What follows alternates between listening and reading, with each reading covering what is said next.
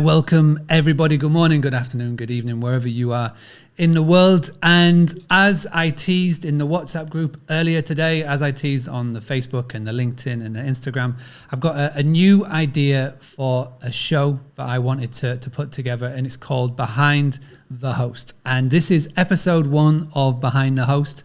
And the general idea and the general thinking behind this podcast episode is that when I've been on Clubhouse this year, or when I've been in Facebook groups and I've been looking and just watching and listening to the conversation, the topics that always get the most traction are the ones where other hosts are sharing the tools that they use or sharing the tactics that they're currently putting into practice now to bring in direct bookings. And I've just been thinking all year, how can I get this into a podcast episode? And this is where the Behind the Host sort of idea came around. And I reached out to Liam. And we're going to find out more about Liam in a second. And the reason why I wanted Liam to be on episode number 1 is because I've got to know Liam like really well this year. I think I know the business from what he's told me pretty well inside out. And I think it's a fantastic story. And I think it's a real good business to use as the first one, as an example for many people who are in the rental accommodation world to use. And today's episode going to be no more than 15, 20 minutes live. Those of you that are tuning in live, please do say hi in the comments. If you're watching back on the replay, let me know where you're watching in from. But most importantly, if you're watching this or listening to this, whether it's live or on the replay, and if you would like to be on the show in the future, just leave a little comment or send me an email, mark@boostly.co.uk, and we'll see how we can work it in so you can come onto the show at a later date. So let's kickstart it. Let's get on with it. What I'm going to do is I'm going to give Liam a big opportunity just to do a super quick introduction, where you are in the world, buddy, name of the business, how long you've been running as a host, and also as well just give a little bit of background of why you got started in hospitality. That would be lovely. Okay, thank you very much, Mark. Really excited, and thank you for the opportunity to be on Behind the Host. So I'm Liam. I own Ginger and Gold Limited along with my business partner Donatus, and we've got Ginger and Gold here in Norwich. We basically serve leisure guests as a mainstay. We've got 10 properties, most of which are rent to rent, some of which are on management, and we host anybody coming to the area of Norwich, and we're about to extend out to sort of North Norfolk as well. So started the business 2.5 years ago after working in retail management all my life, and just got bored of the corporate life. Decided I want more time with my family, with my son, my newly born son at the time, and thought I'd make a jump into something different. And we started looking at property. Out of all the property sort of different strategies, Airbnb and rent to rent seemed to make sense, or short term rental and rent to rent made sense. And we just got some advice, started doing it, and here we are 10 properties later, still growing, and I'm now full-time in the business, and certainly get to spend a lot more time with my son, and just doing what we want to do, to be honest. Putting the effort in, you can see it grow. Some days you decide to have time off with family and make the most of that. Fantastic. And so we're basically filming this in September 2021. We've just come in off the back of a very busy summer season. How has the season been for you? And has the season showing any signs right now of slowing off, or is it still just on a nice, steady level? It's been mental. It's been absolutely mental, and in a good way. I mean, considering the range and roller coaster for anyone in short-term rental at the moment of last year when the lockdown kicked off, where you start to panic and, well, what's going to happen in the future? Are we going to survive this period? To going through a lockdown, coming out of it, and having sort of staycation boom slightly last year, and then this year has just absolutely dwarfed last year in terms of demand. It has been absolutely huge. So we've had more turnovers than we've ever had across more properties than we've ever had, and we've had we've had 3 consecutive record-breaking months in terms of revenue, and it's exciting. Long may it last, and it's starting to show signs of cooling off with kids back at school, and people maybe not be able to go on holidays with family as much, but they're still strong for this time of year, with particularly with couples traveling at the moment, and all of the key dates. So people are inquiring about Christmases, people are inquiring about half terms, and there's still some really good signs for a late summer. Carrying on being quite a good late summer, really. Have you noticed any difference with the people that have been booking with you from 2020 to those in 2021? Is there any different sort of types of guest profile that you've noticed? The biggest difference by far between last year and this year is the amount of new users to short-term let. So whether or not that is families who would traditionally go on holiday abroad and now they're deciding to holiday domestically, and they might be the first time they've either used some of the OTAs or searching out to book direct. So there's been a lot of certainly we try and educate the guests around to get the best value to book direct. But we're also playing to the strengths of the online travel agents who are advertising, where we are actually just making sure our listing is standing out as much as possible, getting their attention and really trying to appeal to what they're after. So, safe places, the right number of bedrooms, child-friendly facilities like travel cot or high chair, all that sort of stuff, to make sure that we're appealing to these people who are making that choice to come domestic holiday instead of abroad. And because of that, that's presented a few challenges this year of people maybe not used to, there's not an everyday turn down service or, there's not room service. It is very different from what they may be used to staying in a hotel.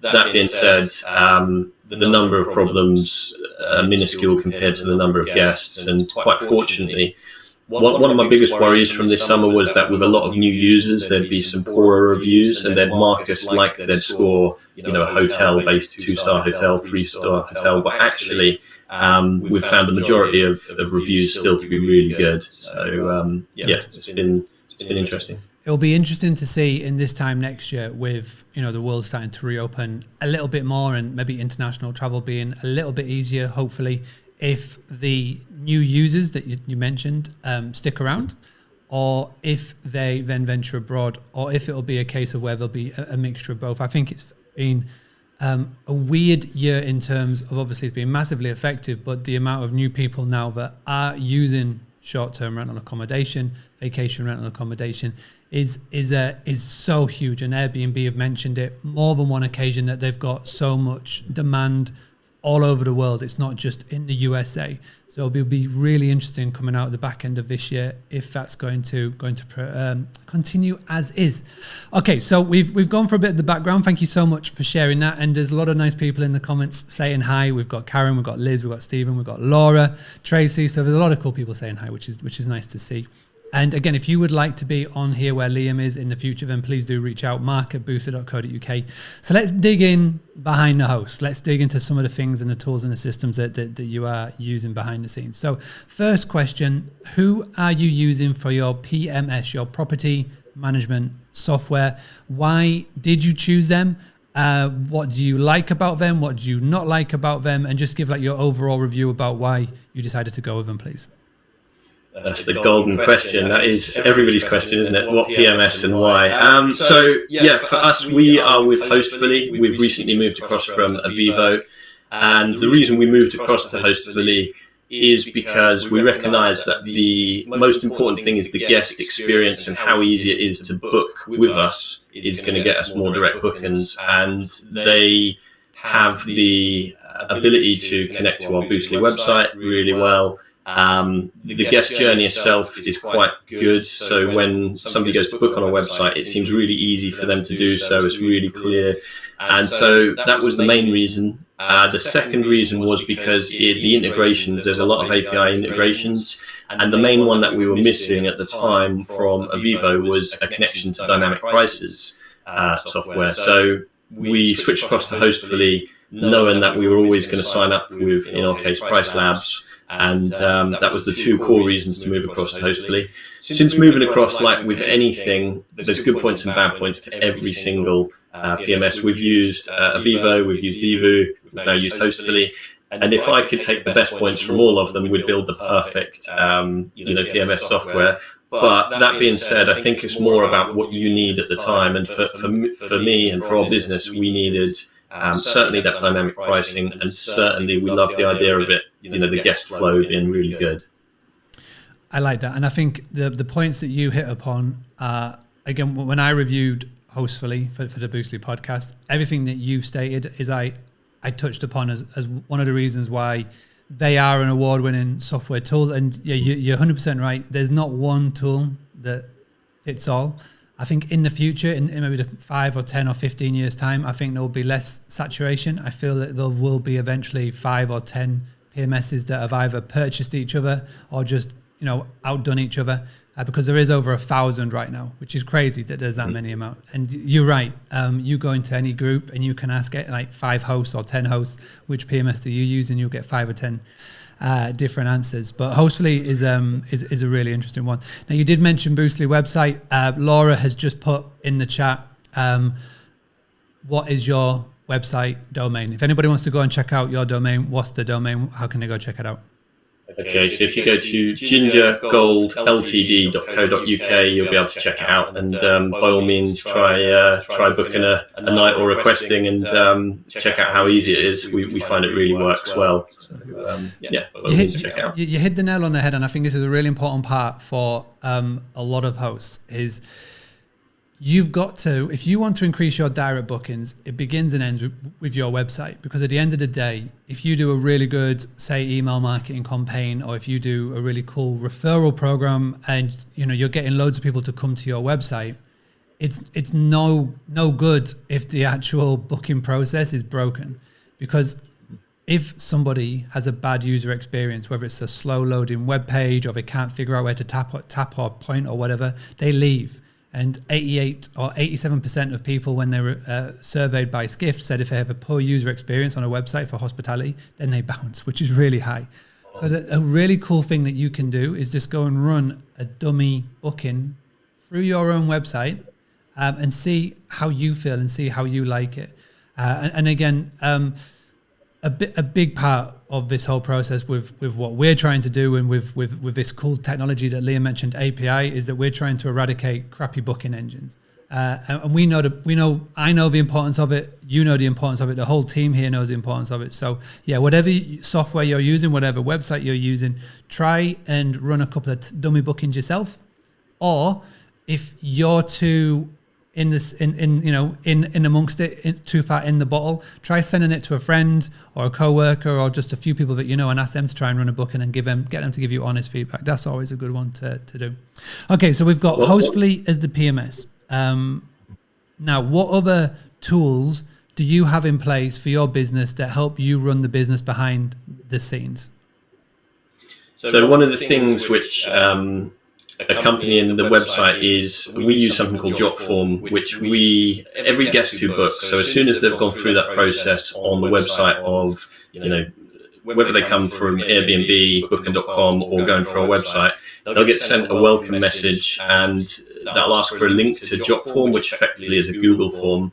We've found that since having this, it's really good for 2 reasons. One, it allows us to take the ID from a guest. We also check the reason for their stay, so whether it's business, leisure, seeing friends and family in the area. And we just grab some key bits of data from the guest, which is really important for us, both for us knowing what the guest is visiting for, so we can start to tailor, their experience a little bit more towards, if it's leisure, we'll send out a recommendation list. If it's business, we may not do that, and instead just ask give them a call and see how long they're working in the area, that sort of thing. So that's a really good bit of tech, Jotform. The biggest benefit of it is it also hooks into MailChimp. So when they've signed up their email address to that, they'll have an option at the end to say yes if they want the latest news and promotions. That'll sign them up to MailChimp instantly, so it's all automated. We don't need to get involved with it. And then the first email that goes out to them basically will offer them a better price if they book direct. So if they have booked for, say, 2 or 3 weeks in the future for a stay, they've completed the form once they've booked, then the email that comes out will offer them a discount and also the benefits of booking direct. So early check-in, some Norfolk goodies on arrival, and a discount as well. So people from that may then decide to book direct. We get a certain percentage, not a huge percentage, of people who then decide to book direct.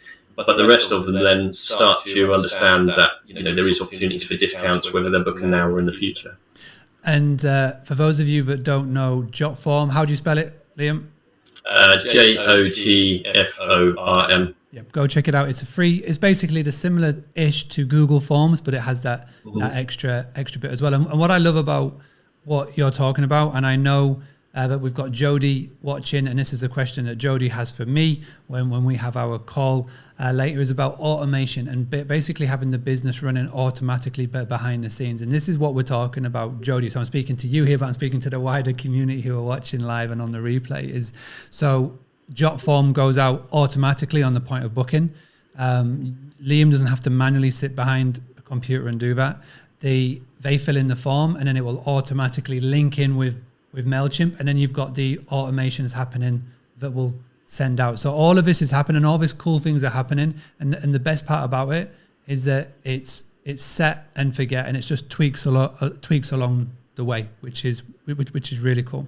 So you mentioned it definitely gives you your time back again. It gives you a bit of freedom to know that things are just happening when you're doing other stuff. Yeah, 100%. And I don't suppose you remember when you set it up, but how long did it take you to sort of put it into place? Are we talking days? Are we talking hours? Are we talking minutes? Is it something, It's something which only took an hour to set up. Realistically, what took the time is then tweaking and perfecting it. So over a period of the time that we've had the business, we still even now make adaptations, changes to the emails, and we split test to see if we get a better result from more responses if we change some wording in it, or if we take certain bits out. So I would say to physically set up the first few emails on your PMS, or to set up an automated one on MailChimp, it doesn't take long at all. Get something set up and then see what response you get and adapt from there. That's the best way. Yeah.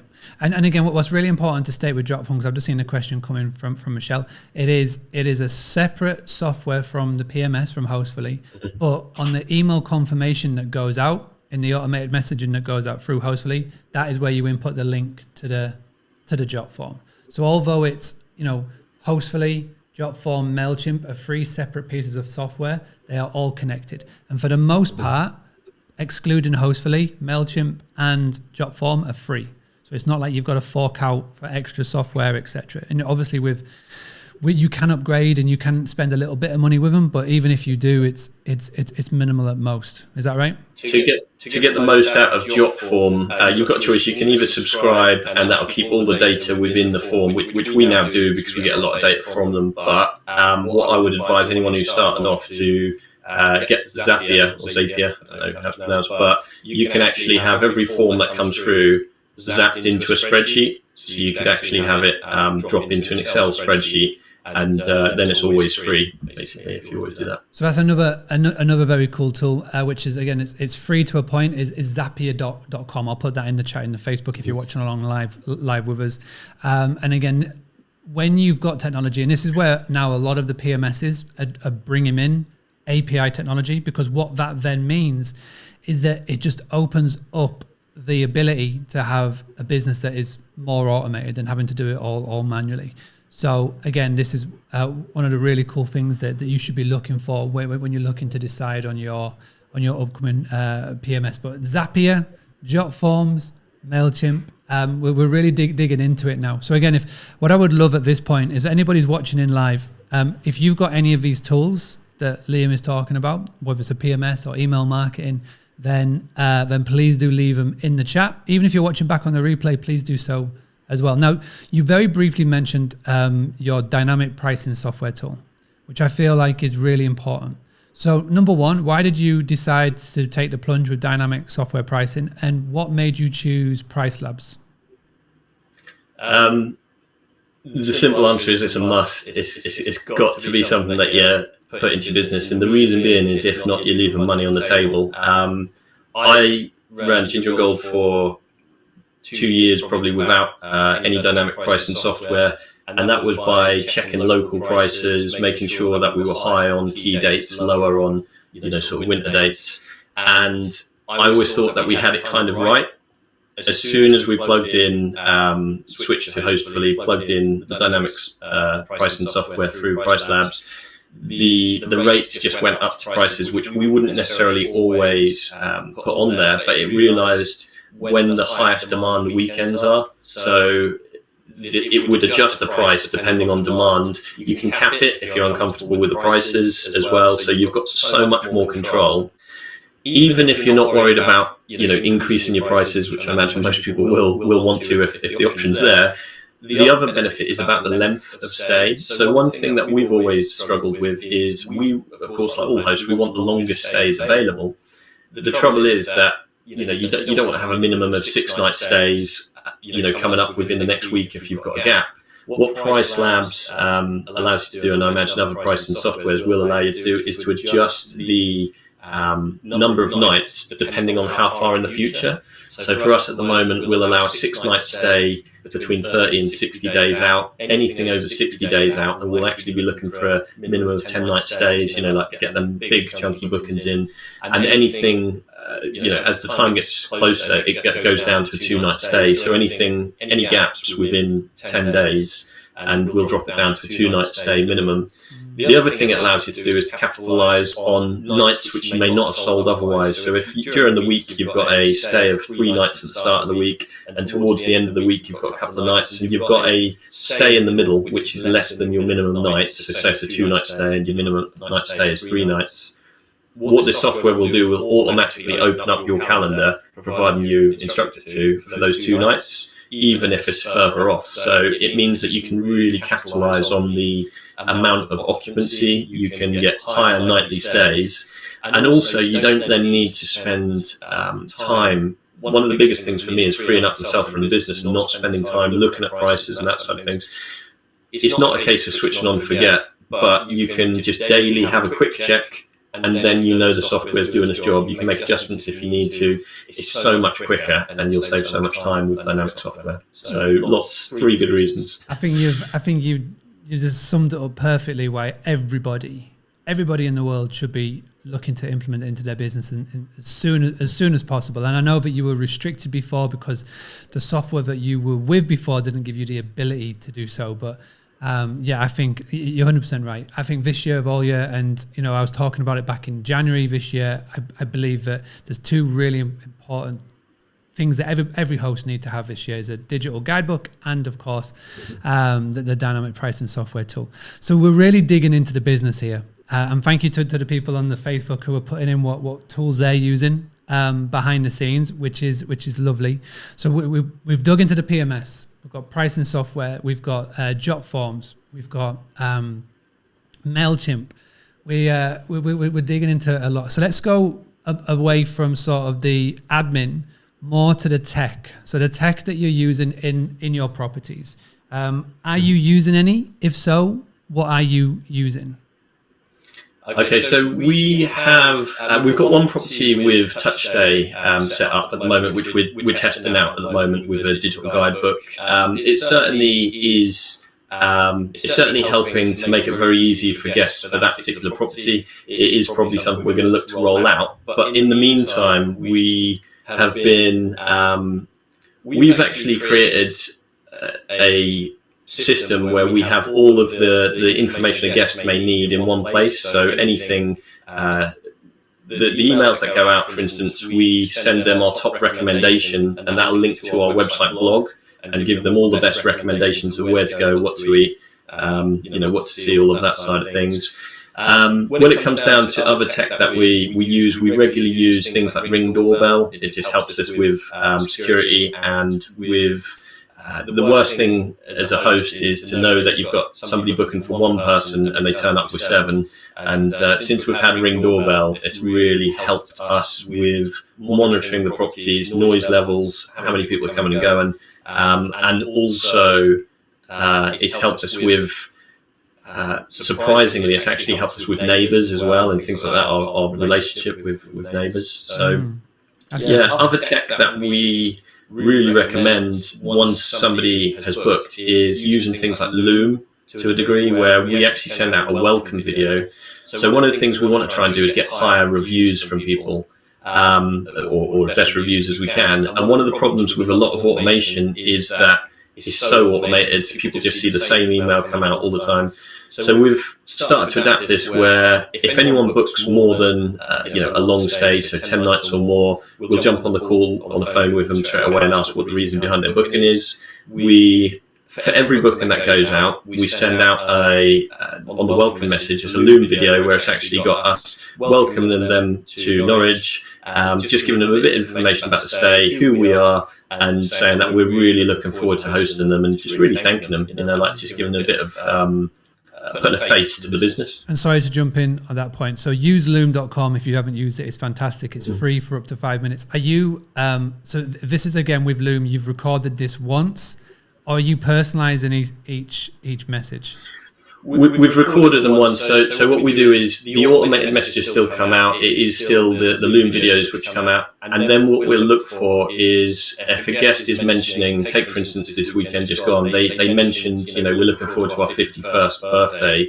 Well, actually we haven't replied to them on there, but what we've done, we've popped a card inside the property just saying happy 51st. Here's a bottle of Prosecco. And that's the sort of stuff where even in the review, they replied, we can't remember mentioning it. Well, they did on the information, but that's the sort of thing which then makes it personal to them. Today, we've talked to somebody they've got friends coming over from Canada during their stay. So, we're starting to think, what can we do for them? So it's just a case of being aware of what guests have got going on and why they're booking. And something you picked up on as well, sorry, I am being eaten alive by mozzies as we are recording this. I can feel them on my legs. But basically, one thing that you picked up as well is you're not going out of the way for every single booking. You're looking at the 80-20. So if a 10-day or more booking comes in, then that's a big chunk of revenue. So you're looking at the 80% of bookings that come in, but bringing in 80% of the profit. And it's what can you do to find out more about those stays by picking up the phone? So you're not picking up the phone on every single call. You're doing it purposely for those. There's like a threshold. There's like a systems and a structure in place to go, okay, if a booking comes in for more than X amount of days, then we need to be picking up the phone and having a chat with them and finding out why they're coming.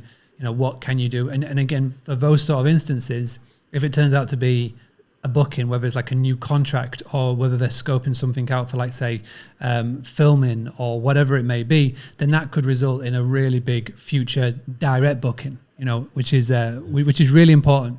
So I think, again, for those that are watching with us, and we've got a lot of people watching with us, which is awesome, please do take notes of this, because this is a really effective ways of not only finding out about the tools, but it's picking up these sort of tactics and these tips at the same time. And again, those of you that are watching live, please do say thank you to Liam in the comments for doing this. And also as well, big favor, hit that share button. So there's a little share button on your phone or on a computer.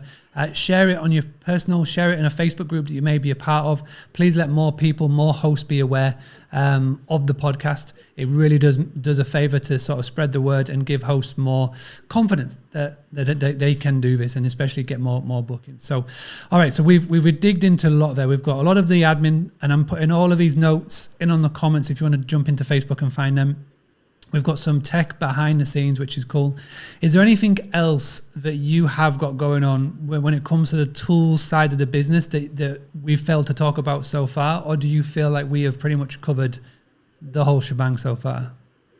I'd say it's more the tactics side of things, which I could probably share more on. That's the bare bones of the tools, I'd say, there. Well, this is part two. This is part two of it. So we've gone through the tool side, which is amazing. Love it.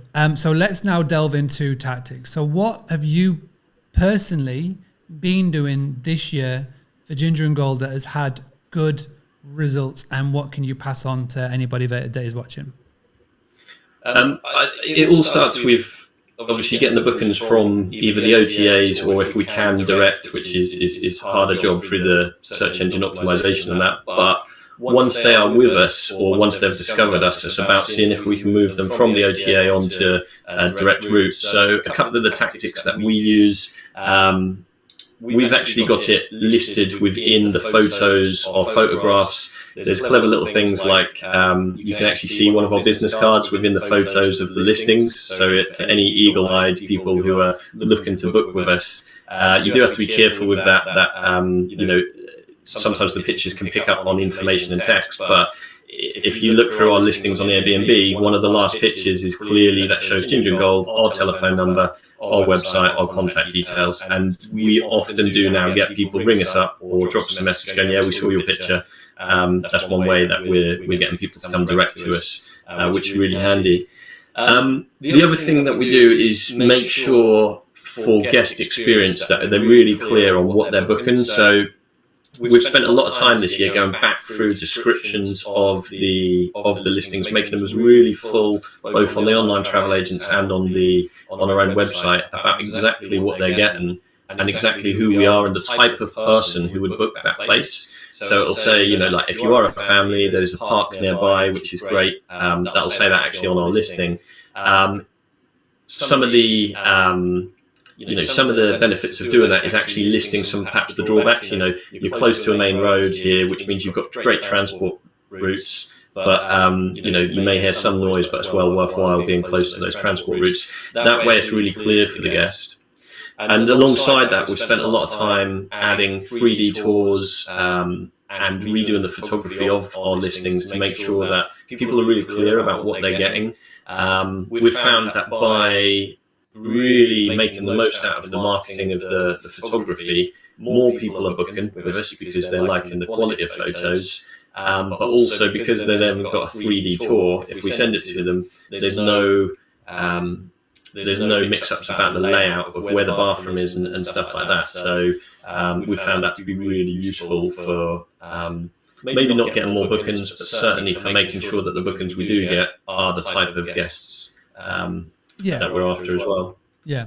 And I remember at the start of the summer, I think we were in a clubhouse room together and you were testing a potential tactic that you were going to put into place of where you had, let's just say in the month of July, you had only a handful of dates that were open. And what you were going to do is you were going to contact the guests that were going to check out, say they will leave on Monday, the 1st of August, for example, and say the next guests weren't checking in until the 3rd. So was that the 4th? So you had the 2nd and the 3rd available.